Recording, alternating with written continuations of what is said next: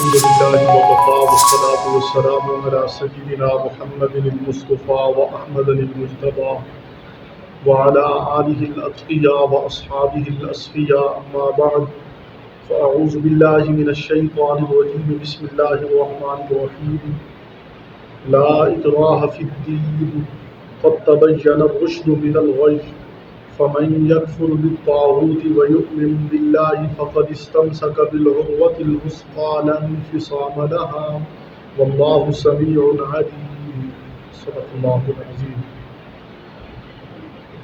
ناظرین، ہم قرآن مجید کا ترجمہ اور تفسیر باقاعدگی کے ساتھ انشاءاللہ پڑھتے رہیں گے، سنتے رہیں گے، سناتے رہیں گے، سمجھتے رہیں گے، سمجھاتے رہیں گے، اور اللہ سے دعا ہے کہ اللہ ہمیں قرآن و سنت پر عمل کی توفیق عطا فرمائے. فرمایا لا اکراہ فی الدین، دین کے اندر جبر نہیں ہے، زبردستی نہیں ہے. قد تبین الرشد من الغی، بے شک جدا ہو چکی ہے ہدایت گمراہی سے. فمن یکفر بالطاغوت، جو کوئی انکار کرے طاغوت کا، ویؤمن باللہ، اور اللہ پر یقین لاوے، فقد استمسک بالعروۃ الوثقی، اس نے ایک مضبوط حلقہ پکڑ لیا ہے، لا انفصام لہا، جو ٹوٹنے والا نہیں. واللہ سمیع علیم، اور اللہ سب کچھ سننے والا، جاننے والا ہے. یہ میں نے قرآن حکیم کی سورۃ بقرہ کی آیت نمبر 256 اس کا ترجمہ کیا ہے. ابھی ہم اس کا پیچھے سے ربط اور اس کی تفسیر کرتے ہیں. پیچھے ہم نے آیت الکرسی پڑھی تھی، اور آیت الکرسی اس کے بارے میں حدیث پاک کے اندر ہم نے پڑھا کہ جو بندہ اخلاص کے ساتھ ہر نماز کے بعد آیت الکرسی کی تلاوت کرتا ہے تو اللہ رب العالمین اس کو مرنے کے فوراً بعد ہی جنت میں داخل کر دیتے ہیں. یعنی جنت میں داخلے کے لیے رکاوٹ سب سے بڑی چیز موت ہے. جب موت آئے گی تو وہ جنت میں داخل ہو جائے گا. تو اب وہ اخلاص پر مبنی ہے، اور دین بھی اس کا تعلق بھی اخلاص سے ہے. اخلاص کا تعلق دل سے ہے، کیونکہ دین کا قبول کرنا یہ دل سے ہے، ظاہری طور پر نہیں. اگر کوئی بندہ ظاہری طور پر کلمہ پڑھ لیتا ہے تو اس کو ہم مسلمان نہیں کہیں گے. اس کا تعلق دل سے ہے. تو اس لیے لا اکراہ فی الدین، دین کے اندر اکراہ نہیں ہے. کیا مطلب؟ اکراہ جو ہوتا ہے وہ انسان کے ظاہری اعضاء پر ہوتا ہے. اکراہ کا معنی ہوتا ہے جبر کرنا، سختی کرنا. یہ انسان کے ظاہری اعضاء پر ہوتا ہے، انسان کے دل پر نہیں ہوتا. اور دین کا تعلق، کلمہ طیبہ کا تعلق وہ اخلاص کے ساتھ ہے، دل کے ساتھ. اور اخلاص کا تعلق دل کے ساتھ ہے. تو جو بندہ دل سے لا الہ الا اللہ پڑھے گا تو وہ مسلمان ہوگا، اور زبان سے اس کا اقرار کرے، دل سے اس کے یقین کرے، وہ مسلمان ہوگا. لیکن اب لا اکراہ فی الدین، دین کے اندر اکراہ نہیں ہے. اس کا کیا مطلب ہے؟ یعنی اکراہ کا تعلق ظاہری اعضاء سے ہے، نہ کہ دل سے ہے. دل پر اکراہ نہیں کیا جا سکتا. اب جب کسی کو ہم مجبور کر کے اس کی گردن پر تلوار رکھ دیں، اس کی کان پٹی پر پسٹل رکھ دیں کہ آپ کلمہ پڑھیں، وہ کلمہ تو پڑھ لے گا لیکن زبان سے پڑھے گا، دل سے نہیں پڑھے گا.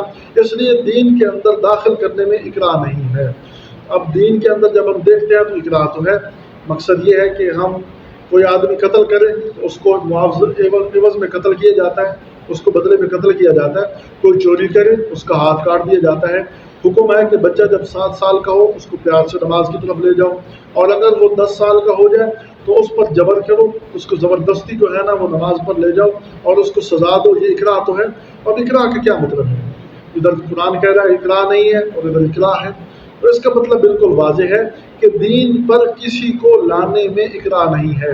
کسی کافر کو جبری طور پر مسلمان بنانے میں اکراہ نہیں ہے. کسی کافر کو ہم پکڑ کر کہیں کہ آپ مسلمان ہو جائے، یہ اکراہ نہیں. ہاں دعوت دے سکتے ہیں، لیکن دین میں جب آدمی داخل ہو جائے تو داخل ہونے کے بعد یہ اللہ کی حدود ہے، حدود اللہ ہے. ان حدود کے اندر رہتے ہوئے جن کو اختیارات ہیں وہ اکراہ کر سکتے ہیں. والدین اپنی اولاد پر اختیار رکھتے ہیں تو والدین ان پر اکراہ کر سکتے ہیں. اور اسی طرح جو ہے نا اعلی حکمران جو طبقہ ہے، اعلی حل و عقد جن کو کہتے ہیں، حکمران جو طبقہ ہے، ان کو جو ہے نا ان کو اکراہ کا حق حاصل ہے.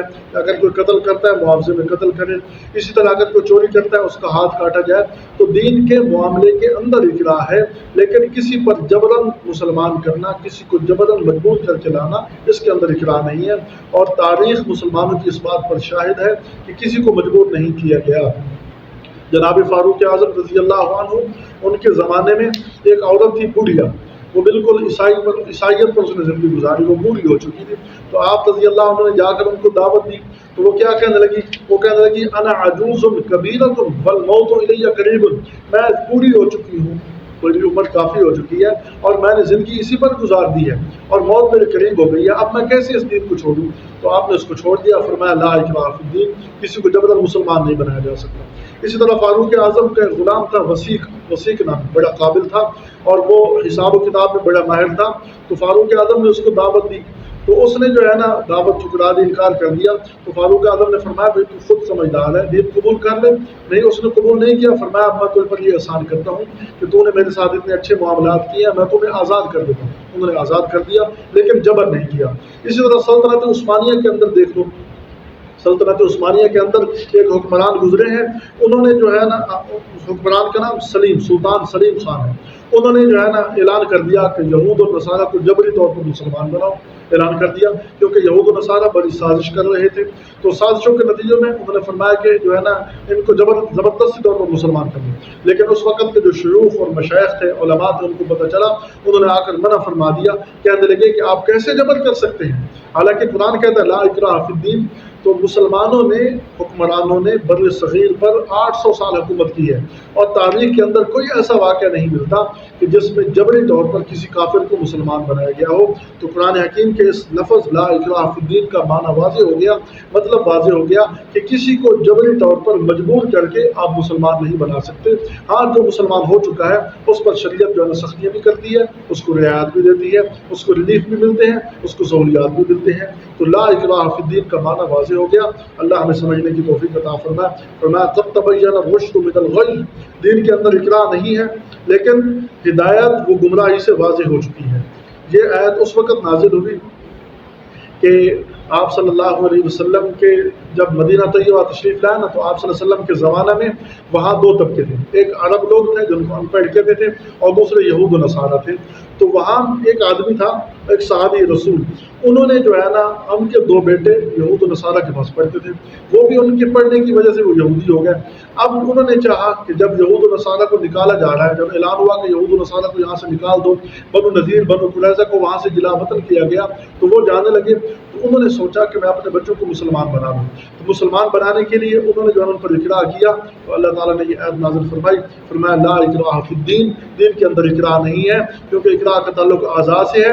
اگر زبان عضو سے کلمہ پڑھ لیں گے تو مسلمان نہیں کہلائیں گے، بلکہ اس کا تعلق اخلاص سے، اخلاص کے ساتھ کلمہ طیبہ کی ادائیگی ضروری ہے، دل بھی اس بات پر مطمئن ہو اور زبان بھی اقرار کر رہی ہو، تو دین کے اندر اکراہ نہیں۔ فرمایا قد تبین الرشد من الغی، فرمایا کہ ہدایت گمراہی سے واضح ہو چکی ہے، ہدایت بالکل واضح ہو چکی ہے، ہر بندے کو پتہ ہے کہ یہ سیدھا رستہ ہے۔ وَهَدَيْنَاهُ النَّجْدَيْنِ، اللہ فرما رہے ہیں ہم نے دو راہ کھول دی ہے، اور ہر بندے کو پتہ ہے کہ یہ غلط رستہ ہے۔ ہدایت گمراہی سے بالکل واضح ہو چکی ہے۔ فرمایا کہ اب جو کوئی ہدایت قبول کرنا چاہے، فَمَنْ شَاءَ فَلْيُؤْمِنْ وَمَنْ شَاءَ فَلْيَكْفُرْ، جو کوئی اپنے اختیار سے ایمان لائے اس کا ایمان قبول ہے، جو چاہے اپنے اقرار سے، اپنے جو ہے نا اختیار سے کفر کرے، فرمایا اس کو کفر کی سزا ملے گی۔ فَمَنْ يَكْفُرْ بِالطَّاغُوتِ، جو کوئی طاغوت کا انکار کرے گا، وَيُؤْمِنْ بِاللَّهِ، اور اللہ پر ایمان لائے گا، فَقَدِ اسْتَمْسَكَ بِالْعُرْوَةِ الْوُثْقَىٰ، اس نے ایک مضبوط کڑے کو تھام لیا۔ طاغوت کسے کہتے ہیں؟ طاغوت اس کا مفہوم یہ ہے کہ زبردستی سردار، زبردستی کوئی آدمی سردار بن جائے اور اپنے رعایا پر حکومت کرنے لگ جائے، اس کو طاغوت کہتے ہیں۔ اور اس کا عام سمجھنے کے لیے مفہوم یہ ہے کہ ہر وہ چیز جو حق دور کرنے والی ہو، حق کے راستے میں رکاوٹ ہو، وہ طاغوت کہلاتی ہے۔ ہر وہ چیز جو حق کے قبول کرنے میں رکاوٹ ہو، وہ طاغوت کہلاتی ہے۔ فرمایا کہ جو کوئی بندہ طاغوت کا انکار کرے، یعنی حق سے دور کرنے والی ہر چیز کا انکار کر دے، فرمایا وَيُؤْمِن بِاللَّهِ، اور اللہ کی ذات و صفات پر کامل ایمان لے آئے، اللہ کی ذات پر ایمان ہو، اللہ کی صفات پر ایمان ہو، فرمایا فَقَدِ اسْتَمْسَكَ بِالْعُرْوَةِ الْوُثْقَىٰ، اس نے ایک مضبوط کڑے کو تھام لیا۔ مضبوط کڑے کو تشبیہ دی ہے دین اسلام سے، کہ اس نے دین اسلام کو تھام لیا۔ یہ مضبوط کڑا کیوں لفظ استعمال کیا گیا، اس کا ایک پس منظر ہے۔ بعض تفسیروں کے اندر یہ واقعہ لکھا ہے کہ حضرت عبداللہ بن سلام رضی اللہ عنہ، جو یہود کے بہت بڑے عالم تھے، وہ مسلمان نہیں ہوئے تھے۔ وہ ایک رات وہ خواب دیکھتے ہیں، اور خواب میں کیا دیکھتے ہیں کہ ایک رسی کو پکڑے ہوئے ہیں، اور آخر میں انہوں نے ایک مضبوط کڑے کو تھام لیا۔ اس رسی کے آخر میں ایک مضبوط کڑا ہے، اس کو انہوں نے تھام لیا، اور اسی خواب کا ذکر آپ صلی اللہ علیہ وسلم کے سامنے فرمایا۔ تو آپ صلی اللہ علیہ وسلم نے فرمایا کہ تیرا انجام یہی ہوگا کہ تو دین حق پر مرے گا، تو اس نے چونکہ عروۃ الوثقیٰ کا لفظ استعمال فرمایا تو اللہ تعالیٰ نے فرمایا فقد استمسک بالعروۃ الوثقیٰ، جس نے جو ہے نا اللہ پر ایمان لایا اور ایمان کے مقتضا پر عمل کیا، گویا کہ اس نے ایک مضبوط کڑے کو تھام لیا، لا انفصام لہا، اس کو ٹوٹنا نہیں ہے، وہ مضبوط کڑا ٹوٹنے والا نہیں ہے، نہ خود ٹوٹتا ہے نہ اپنے تھامنے والوں کو ٹوٹنے دیتا ہے۔ اسلام خود بھی مضبوط ہے اور جو اسلام کے ساتھ جڑ گیا وہ بھی مضبوط ہو گیا، اس کی دنیا بھی اللہ کے لیے، اس کی آخرت بھی اللہ کے لیے۔ یہ مضبوط کڑا اسلام خود مضبوط رہ کر جو اس کے ساتھ منسلک ہوتا ہے اس کی دنیا اور آخرت دونوں مضبوط بنا دیتا ہے۔ لا انفصام لہا، یہ کڑا ٹوٹنے والا نہیں۔ واللہ سمیع علیم، اللہ سب کچھ سنتا ہے، سب کچھ جانتا ہے۔ سننے کا مطلب یہ ہے کہ اللہ تعالیٰ سن رہا ہے کہ کون زبان سے اقرار کر رہا ہے اور کون دل سے جو ہے نا کلمہ طیبہ کی اقرار کر رہا ہے، جاننے والا بھی ہے، دلی احوال سے اچھی طرح واقف ہے۔ تو فرمایا واللہ سمیع علیم، اللہ تعالیٰ ہمیں قرآن و سنت پر صحیح طور پر عمل کرنے کی توفیق عطا فرمائے، قرآن و سنت کو سمجھنے کی توفیق عطا فرمائے۔ وما توفیقنا الا باللہ۔